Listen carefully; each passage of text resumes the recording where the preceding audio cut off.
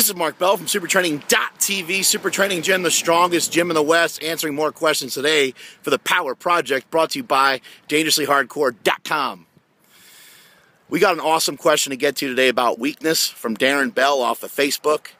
But before we get to that, I want to share with you a very famous poem written by a very famous person. You guys have to guess who that person is before this video is over, because I know you guys are going to cheat and you're going to look it up on the interwebs. Yes, the interwebs can be used for other things other than pornography. You can actually find out real-world information on the interwebs. Anyway, here's the poem and here's how it goes. Written by a very famous person. You got to figure out who it is before this video clip is over.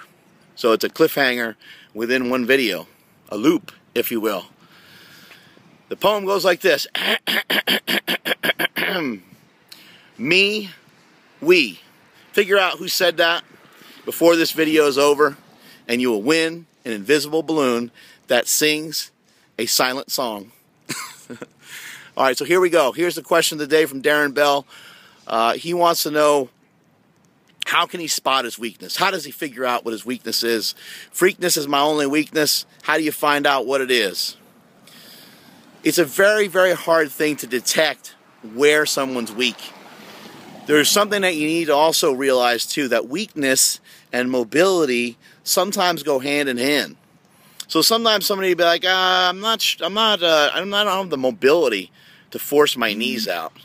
Meanwhile, they can grab their knee and just bring it right up to their chest on a leg press or something like that, you know, or you see some other, you see them display their mobility in some other fashion, but yeah, they can't squat or deadlift to save their life. I've seen a lot of guys that can't get down to the bar, that only weigh 170, 160 pounds. It's absolutely insane. They can't get down to the bar. They can't get in a good position to do a deadlift, even at that low body weight, which is just kind of remarkable in a way.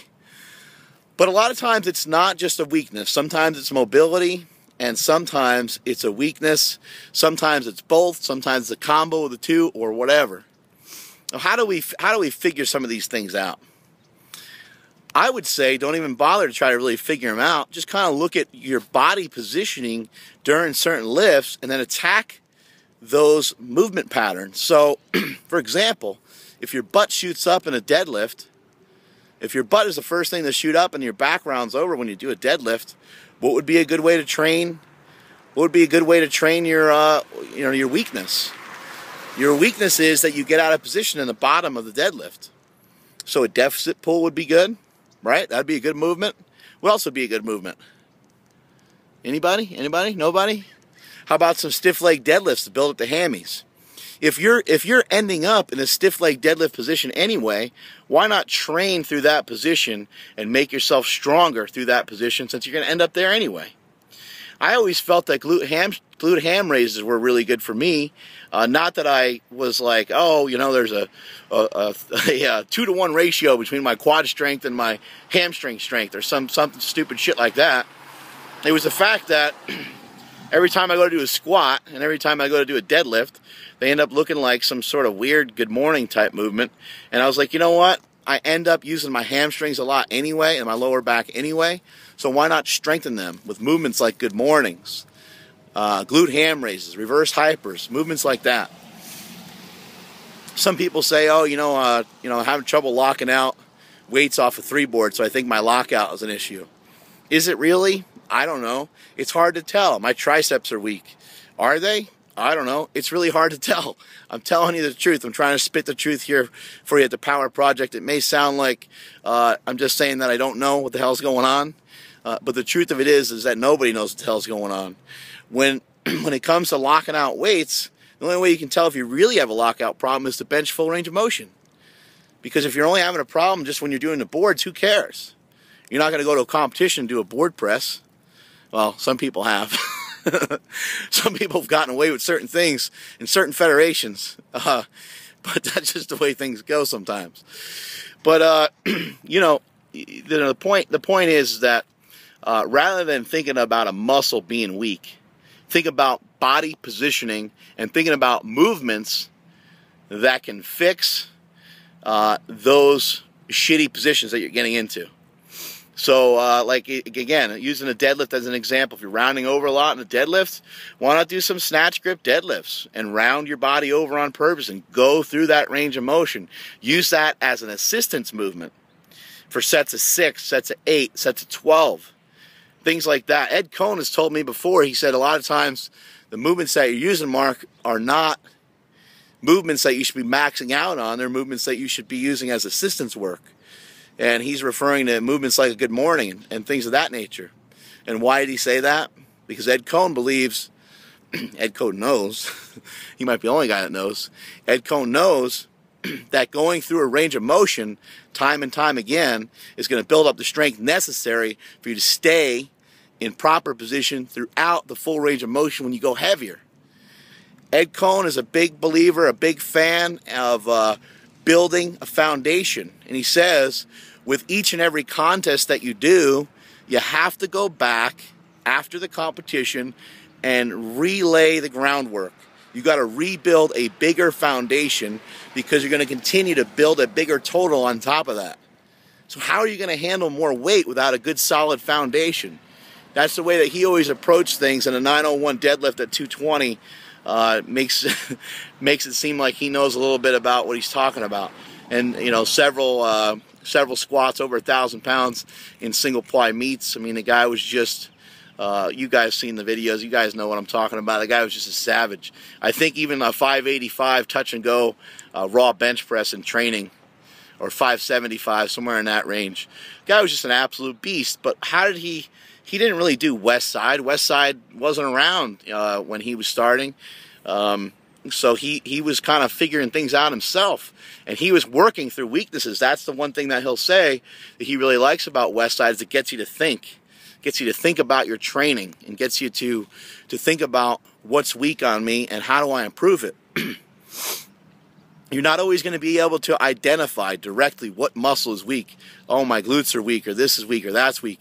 That's going to be hard to identify unless you have the people's coach there, Jesse Burdick, Louis Simmons. Unless you have somebody really qualified, somebody who's been around for a long time, it's going to be very difficult to identify exactly what is wrong. Again, using an example of your butt shooting up first, let's say on a squat. If that happens on a box squat, it's hard to identify exactly what is weak. I've seen people do that and they just use their lower back, but then they have a shitty deadlift. So you'd like to say, oh, your lower back is strong, but maybe it's not. Some other movements that can help you get into better positioning that I'm a big fan of are movements, are like double movements, as I like to call them. Basically combo movements, so a good morning / squat.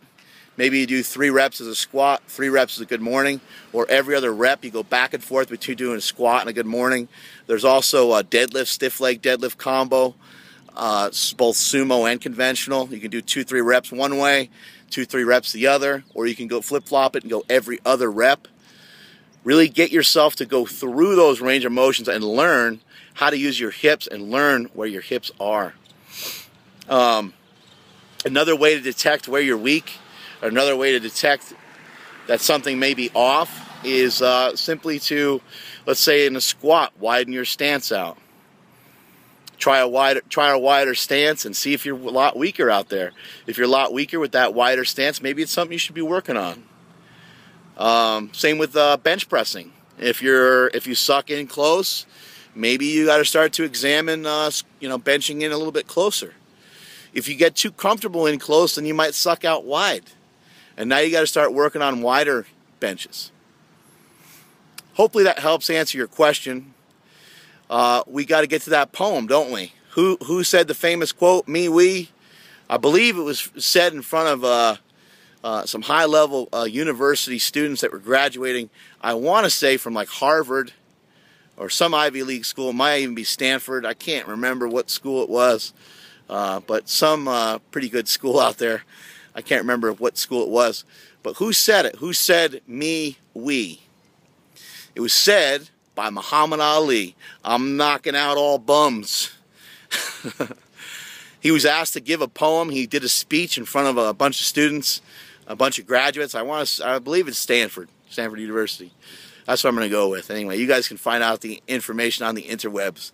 But he was asked to give a poem. He gave a whole entire speech, got everybody all fired up, and they put him on the spot, and they said, give us a poem, because back in the day, he was the original rapper, back before Lil Wayne and some of these other guys out there.